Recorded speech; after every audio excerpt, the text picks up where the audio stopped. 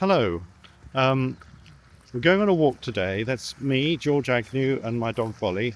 We're going on a walk from Blackthorpe Barn, which you can see behind me, um, round via Mouse Lane and Hare Farmhouse in a loop round, which will include bits of the public road, but they are very pretty, and I don't regret including them at all. But we're going down some very beautiful green lanes first, and then from then on onto bits of public road, but you'll need to take a little care, but basically it'll be no problem.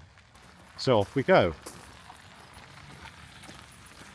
This walk I normally think takes about 45 minutes, so it's one of the shorter walks, but it's very delightful, and slightly unusually we turn left out of the Blackthorpe Barn car park, which is approaching us now, and head off down the old avenue of trees, which originally led to the first Rougham Hall.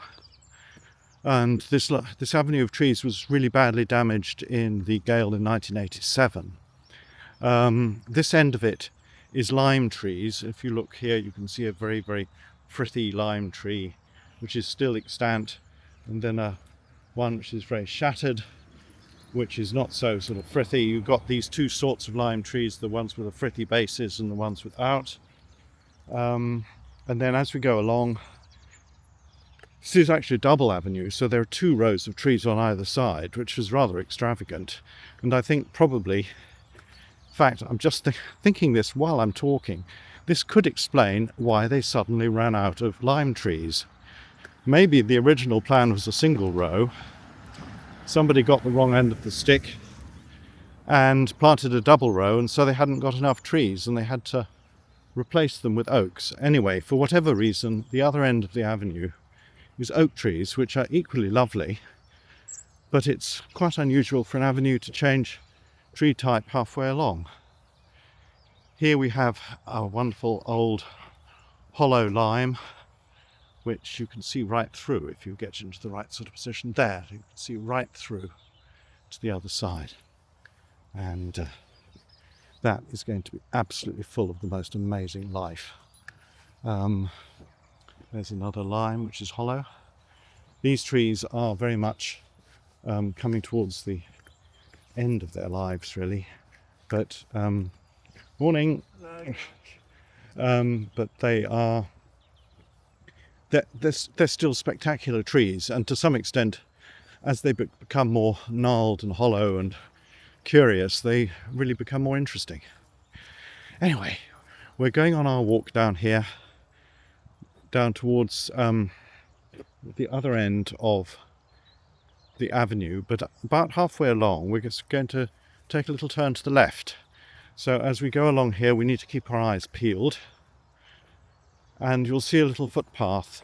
It's not signed with the public footpath sign, but you can see where everybody walks, and we're approaching it shortly now.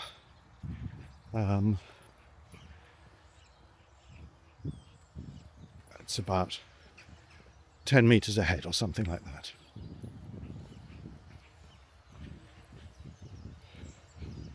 And here we go, off to the side as we head off on our walk.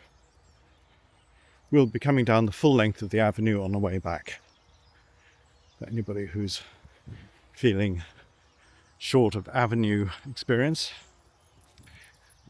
There's some blackthorn in flower here on the left front. I'm rather keen on blackthorn. I think it is incredibly beautiful. It's a harbinger of spring, but also at the same time a reminder that often there's cold weather ahead.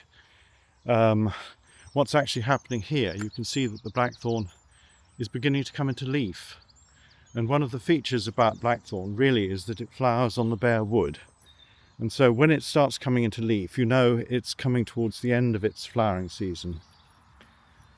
Here's another hollow tree, quite small, but still lovely. And what we're going to be doing is walking along this footpath for about another 30 metres. You can probably tell I can't decide whether to say metres or yards. I use them indiscriminately and randomly. Anyway, when at the end there you see a car going past, and another one. This is a public right-of-way that can be quite busy. So you do take care when you emerge here onto the public road. We're literally just crossing this one. There's a poo bin here, which is quite a good sign and also quite handy sometimes. And if we look left and right, we can sense what the road is like. There's no traffic coming, so we can cross. And we're going to go straight across, getting onto the pavement on the other side. And this is Mouse Lane. This is the road called Mouse Lane, which leads into a housing estate called Mouse Lane. But we're really heading for a green lane called Mouse Lane. So the whole thing is very, very much about mice right here at the moment. Okay, so on we go down this bit of pavement. It's a good idea to use the pavement where we've got it because it's a little bit safer. I'm keeping Bolly on a pretty short lead along here because you never know, you do get traffic, and sometimes people do drive a bit indiscriminately. On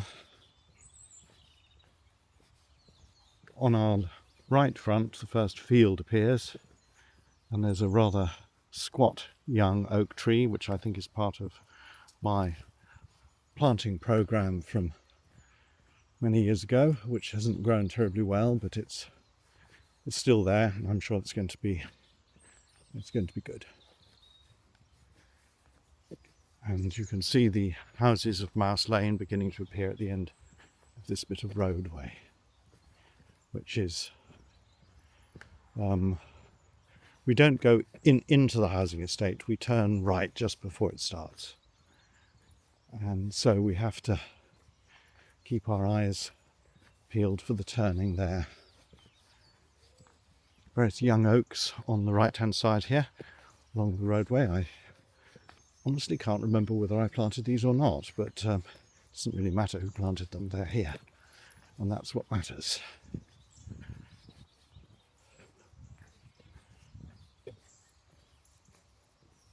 Keddington Close on the left. The Keddington family were owners of the estate in the 17th and 18th century, and we were responsible effectively on their descendants for the building of the second Rougham Hall and the building of the first one. We're now turning right onto the little footpath, which is going to lead us to the most beautiful green lane. I'll just wait for Bolly, who's smelling something here. There we go, there's Bolly. As usual, I give him a bit of a chance to have a sniff, but in the end we're going to have to move on, because I'm sure you're not really here to watch Bolly smelling things. Come on, Bolly! Come on, off we go. Such interesting smells in an area like this where there are lots of other dogs. So we're walking along here, path leading up to the green lane, which is much more overgrown and which is more interesting, frankly. I have been wondering whether or not to plant up the area to the right here between the path here and the field. It's wide and there's plenty of room to do it, and I think that might well be a thing to extend the sense of green lane along rather further. But shortly now we'll be approaching the wilder and more interesting bits of this lane. I always think it's incredible how we can have all this landscape appearing so quickly after just leaving the barn, and it's really great for everybody. It's great for me as a resident around here, and it's great for potential visitors. And so now you can see how we're beginning to leave Mouse Lane behind us. That's the houses, and walking on Mouse Lane. Spring bird song is, I hope you can hear it, it's wonderful.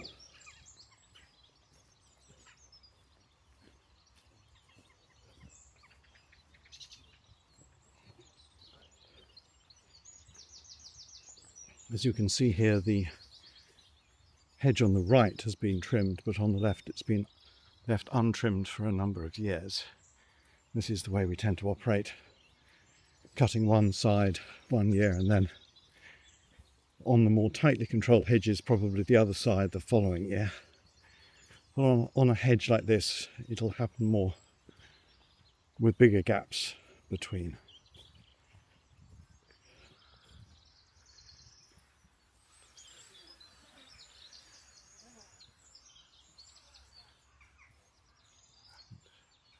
You can see the sun gradually trying to break out. Today's been a foggy start, which is really rather beautiful. And I did wonder how it was going to work with the filming, but I don't actually think it's a problem. I think it adds a little bit of atmosphere. But now we've got the sun beginning to break through the cloud and create more shadows, more light, more interest.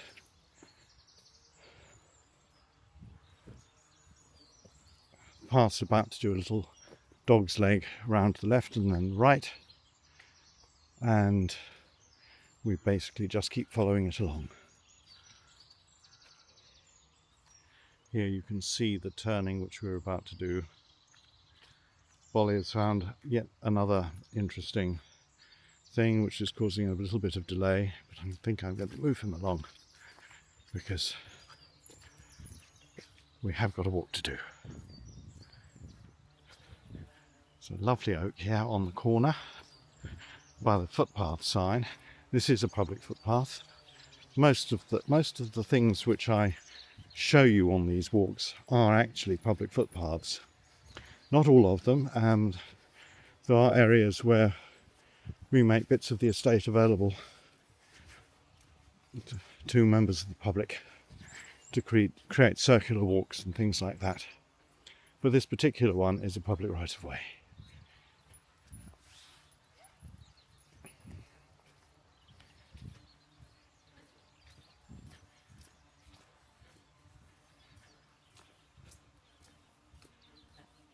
At this stage, the green lane is really quite narrow. It doesn't seem very much more than just a path with hedges on both sides. Most of these green lanes are actually wider than this, and we'll see it narrow down and then open up later. Actually, it's quite interesting. There's a big bank here on the left. These roots are very, very old. And this bank will probably have been in this position for many, many, many hundreds of years. It's not actually the Roman road, but it's still very ancient. And then if we look to the right, down here, there's a great big dip. And by the standards of Rougham, this is really quite a drop. It must be 5 meters down there or something. 4 or 5 meters. No, maybe not quite that much, but several meters. And so you've got a bank on one side and a drop on the other, and we're walking along the gap between the two. Here's quite a lot of holly growing in the path. People traditionally are very, very reluctant to cut holly trees down. In old country law, you would never do that. It would be very bad luck. And I'm sure it must be associated with the connections that holly has with Christianity, but also probably paganism. And it's too sacred to interfere with. Here we go again. Here's some more holly.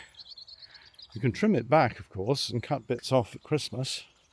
That's all permitted, but cutting the tree down is absolutely anathema to a lot of people.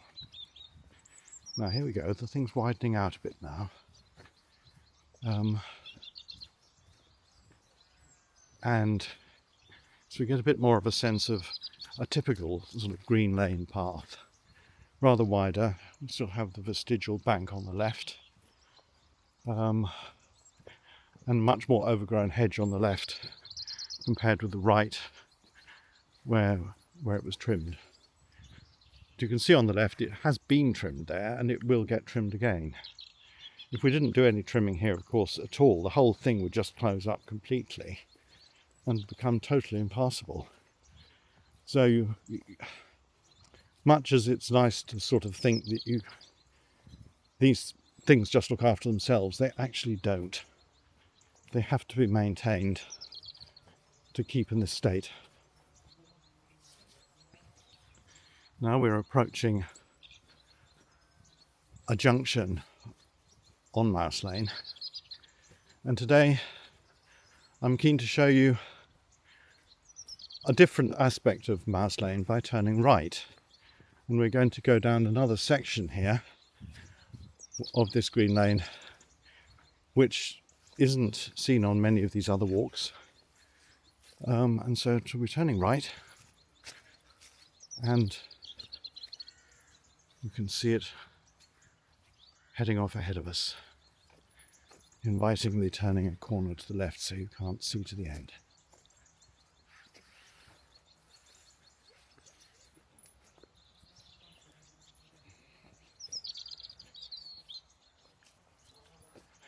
There are great big hazel stools along here, as well as the oaks.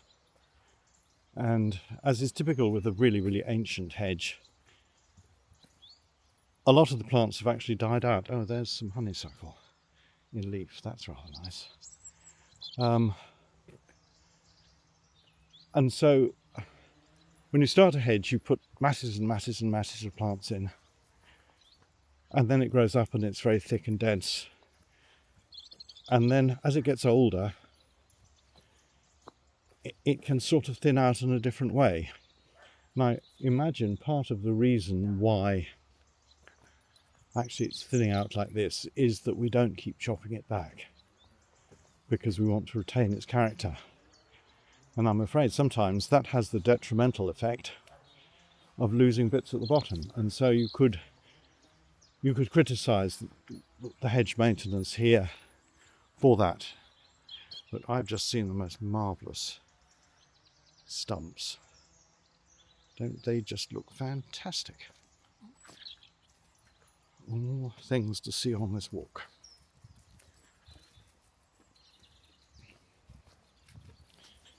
A gnarly old oak on the left.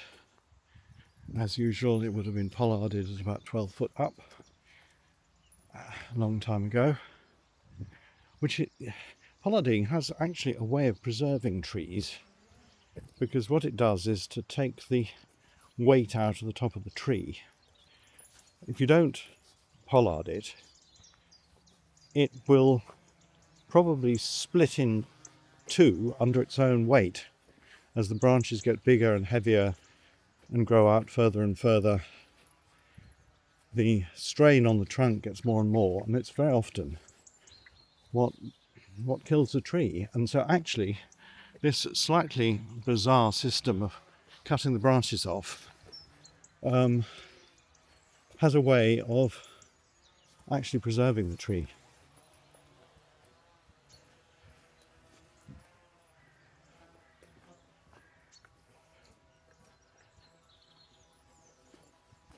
This green lane is one of the loveliest things on the estate, really, and it's a great delight. We are actually walking a rather short section on this bit, because we are now approaching the public road again, and there came somebody who passed on with a motorbike.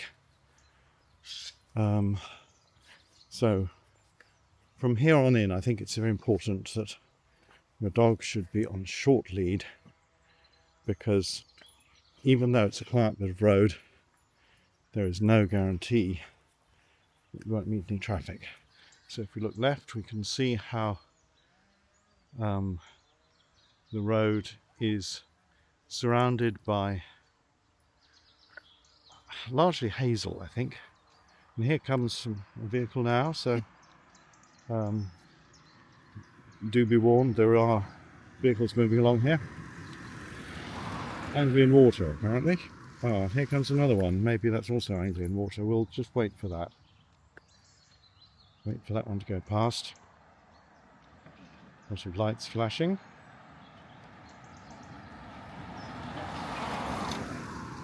Something to do with highway maintenance.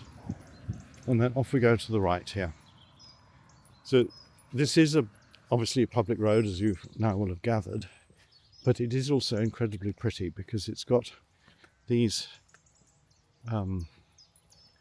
hazels growing right over the top and sort of joining up over the top. In the summer it's a green tunnel to walk along. Really, really pretty. There isn't really any verge, so if you do meet traffic you just have to be a bit careful. And there are a few rather large potholes to not sprain your ankle by going into. We have now a car coming from ahead of us.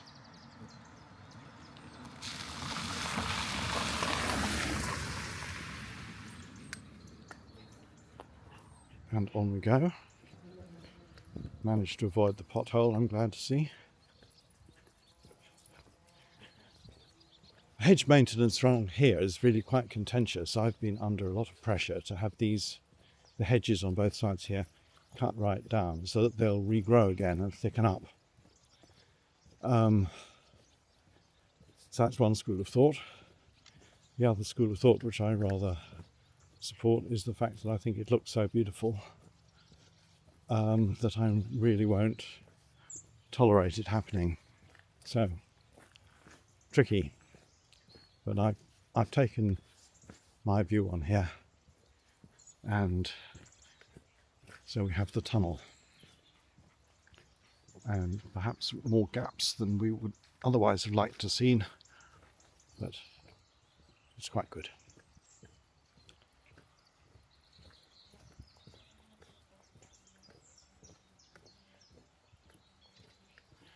So at one stage, before the roads got metalled, I dare say this was just part of the green lane system that we've just been walking along before. But at some stage somebody decided that certain roads needed to have a hard surface put on them, and this was one of those.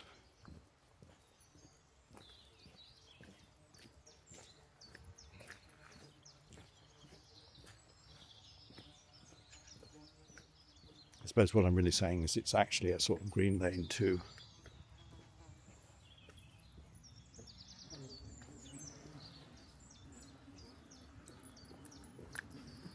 Car coming from behind, back to the van, pull over, and to go past.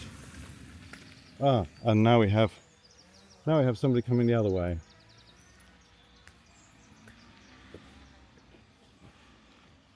It's perhaps good to be aware that we do get traffic along here. So if this is an issue for you, then maybe you could pick another walk. But I'm going to hold right over to the side here. I think he's letting us through. Thank you.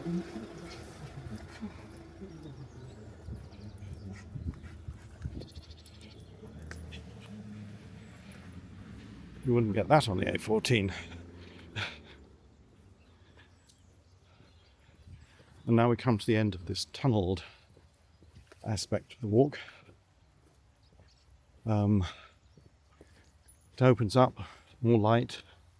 You can see hedgerows on the right, and over there we are picking up part of where we've just walked.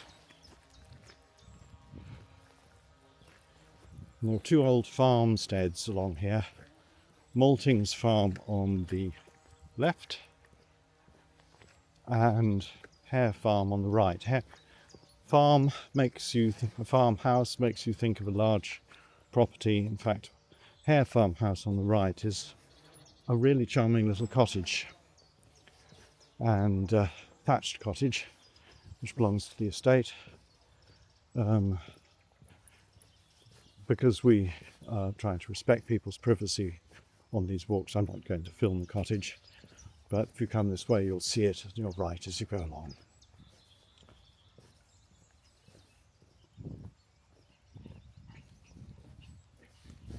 More blackthorn in flower.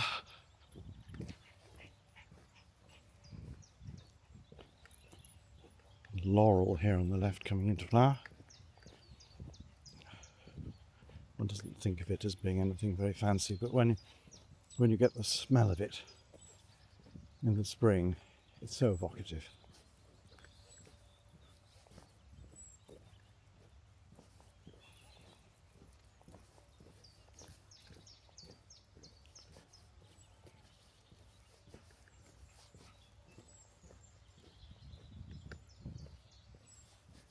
We're walking north again at this stage on this walk.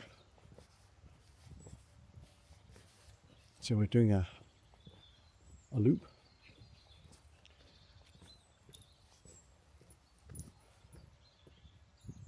Which will bring us back to the Blackthorpe Barn Avenue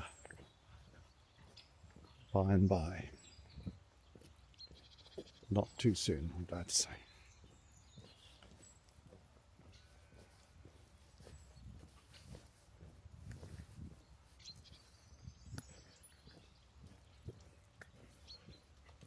It's an interesting bit of fencing here on the left, made of woven metal,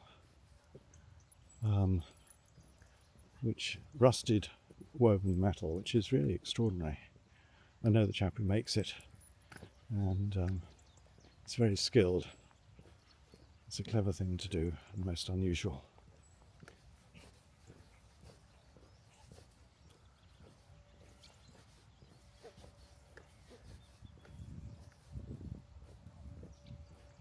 We're getting to the part of the Rougham Estate landscape where we're getting away from the smaller fields and into the naturally rather larger fields, more open spaces, and skylarks are one of the features here. I think I can hear one singing. Yes, I'm sure I can hear one singing.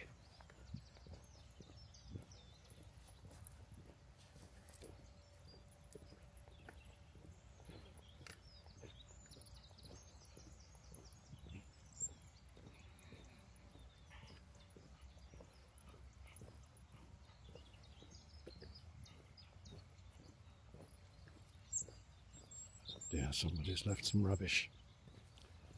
So the problem with these little passing places on roads, it enables people to pull in, and they sometimes take the opportunity to dump rubbish, which is the bane of living near a town. I shall have to go back and pick that up later. I really shouldn't have to be doing that. But the problem is, if you leave it, other people will just put more rubbish there. They'll think somehow that's all right. Whereas if you take it away, evidence is gone, and it returns back to how it was.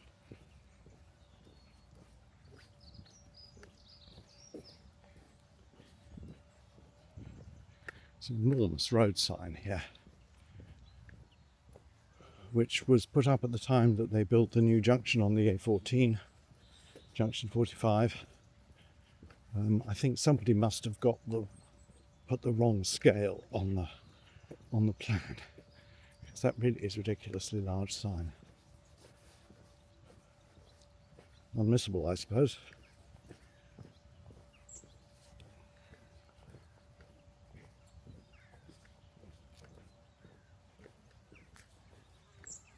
Heading along here, hedges to left and right. we're now learning to be able to read these in terms of when they were last maintained, what's growing in them. I mean, most hedges are planted with hawthorn, which is also called quick or quickthorn, and it grows fast and was a convenient, simple, cheap material used to create hedges. The reality is these days when we replant hedges we add a whole load of extra things in, like blackthorn, field maple, oaks, Guelder rose, all sorts of things like that. But in the old days they probably would have just put down some quicks. They'd probably take a quick hedge. But then as time has gone by, more and more other plants have colonized the hedge, and this is how things develop over time. Right, we're now coming to junction, and we turn right here. This was Elderstub Lane we've been on, and we're now coming on to the road leading back to Blackthorpe. It's that van that passed us earlier with the flashing lights, seems to be disappearing now. I think they've closed the road on the other side, so maybe mending some potholes. There's certainly plenty of those around.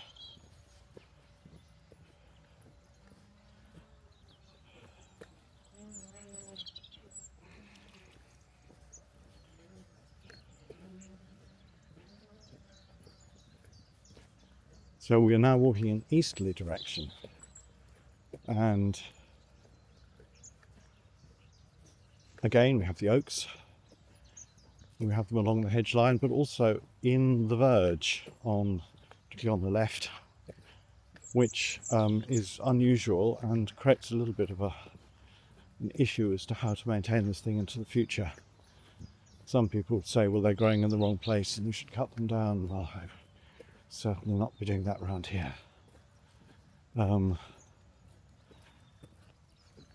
It just adds more interest.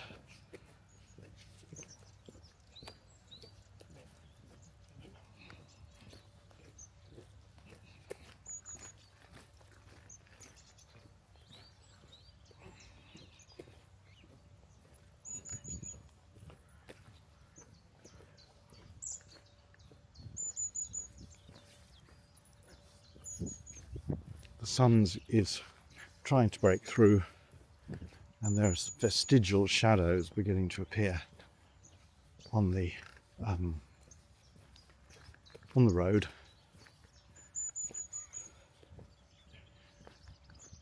And the fog will shortly all vanish, and I think we'll have a sunny day, even though I believe there's talk of rain later. I have to say there's not much sign of that at the moment, which is excellent. I think I can hear a car coming. There we are. I'll pull over to the side. Oh, hello, we're Bolly. That's a good boy.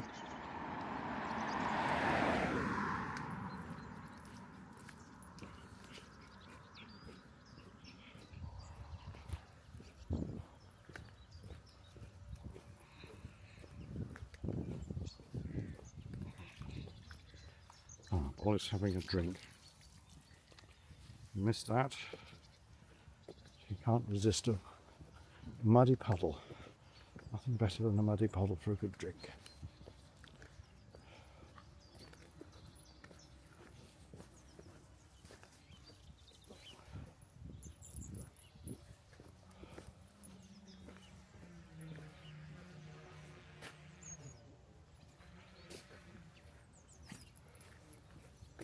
Now you can definitely see shadows appearing on the road, which is adds a bit of drama to the occasion. Certainly transforms the view. There's a lot of ivy growing along these roadsides, on both sides, up in the trees and in the hedges as well. But as you probably know, I'm not averse to to a bit of ivy. I was worried about it where there were some young oaks I'd planted along here because I thought they might have got smothered by the ivy. But they seem to have coped.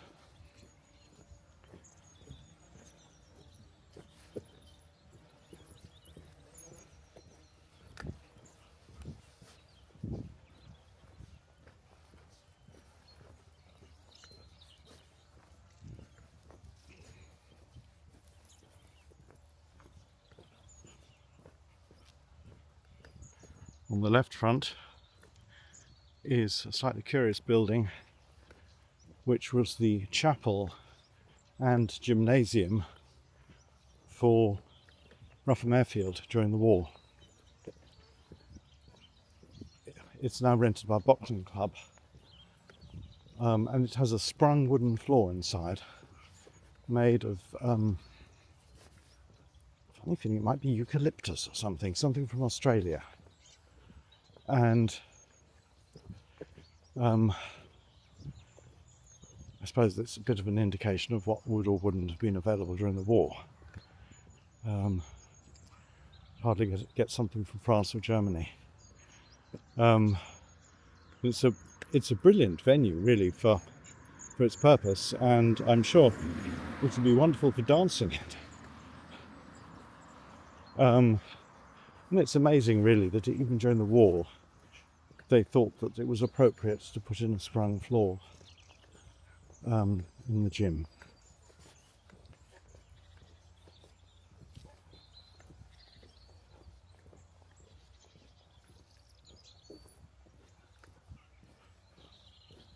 Blackthorn on the other side, also in leaf, showing that it's coming towards the end of its flowering season.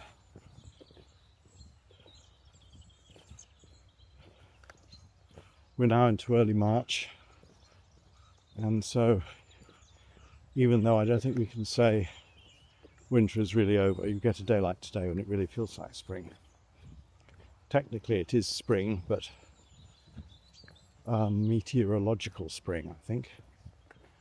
But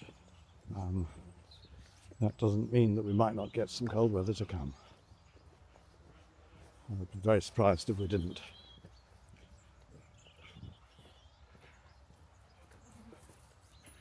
We're now approaching a junction. You can see a car coming up to a red car there.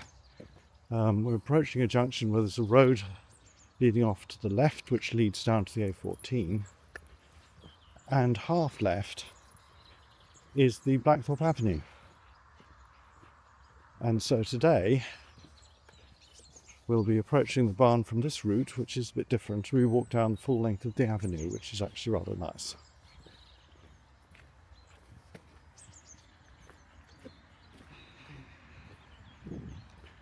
But it's also a slightly odd one to cross here, because people don't entirely understand the road layout.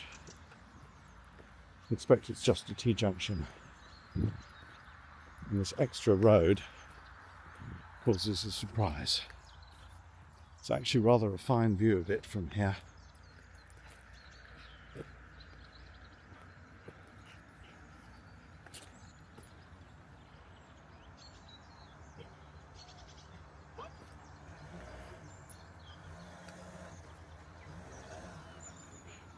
So I think we'll just have to stand and wait for all the traffic to sort itself out.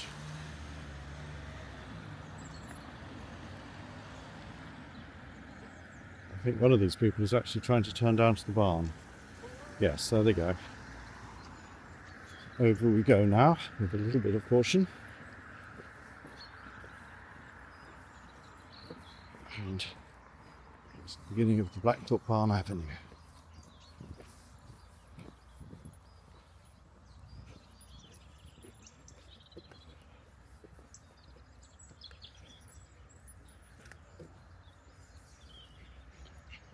There are gates here which it's important to be aware of. When the cafe is shut, the gates are often locked, but it is possible to walk through. There's a gap in the fence on the left there, which you might have seen, so you can still get through on foot or on a bicycle, but not in a car. because this road is not actually, this is a public footpath, it's not a public right of way for everybody. We just let people come down here to get to the barn. And we feel it's more secure to protect everything down here by locking the gates when we're not here. Good fine view of the avenue. This is the oak end of the avenue at the moment we're in.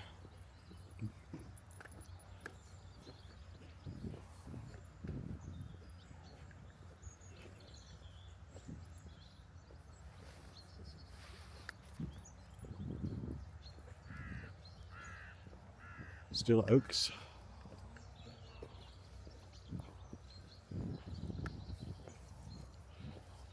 It's a really attractive approach to the Blackthorpe Barn and the cafe.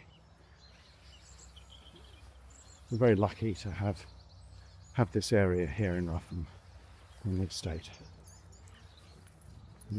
It's pleasant for everybody to come and visit, and it's really accessible from everywhere because of the junction. And then when you get here, you don't really sense the road at all, the big road at all.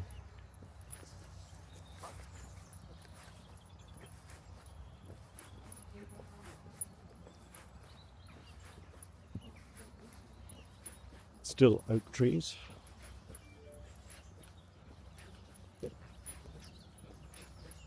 We're about to get into the swap over to lime trees as we walk down here.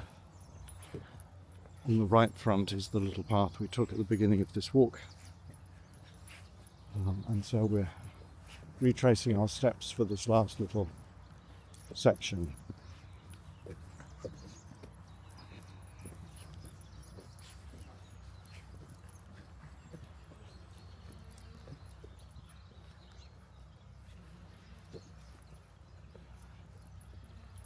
Hollow, standing dead trees, providing a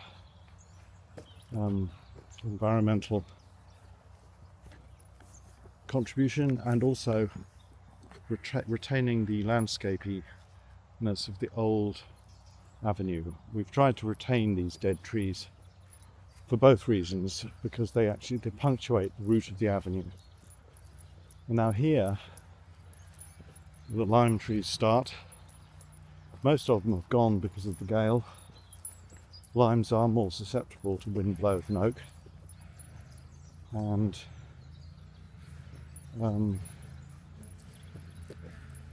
so what we've done is we've let young suckers and things grow up from the bases of these trees, and so we effectively have a young avenue with an older avenue behind it, where there are bits left of the original avenue.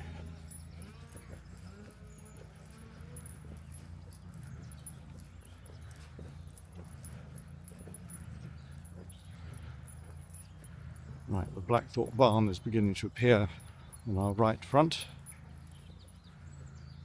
and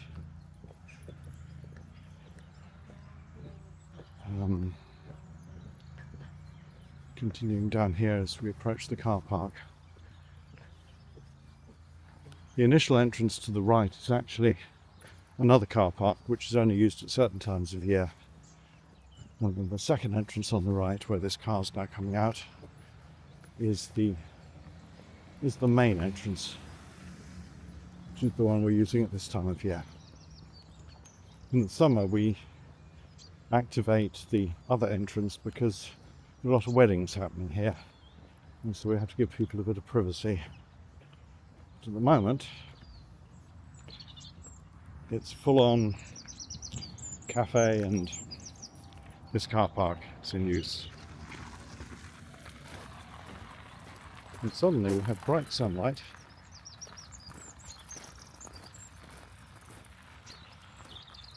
There's the barn.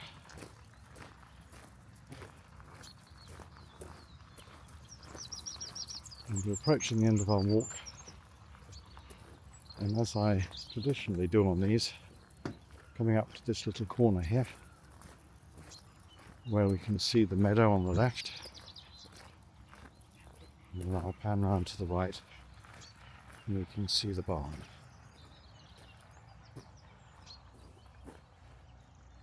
So, that's a short little walk, but still quite fun, and something to do when you don't feel like taking on too big a one.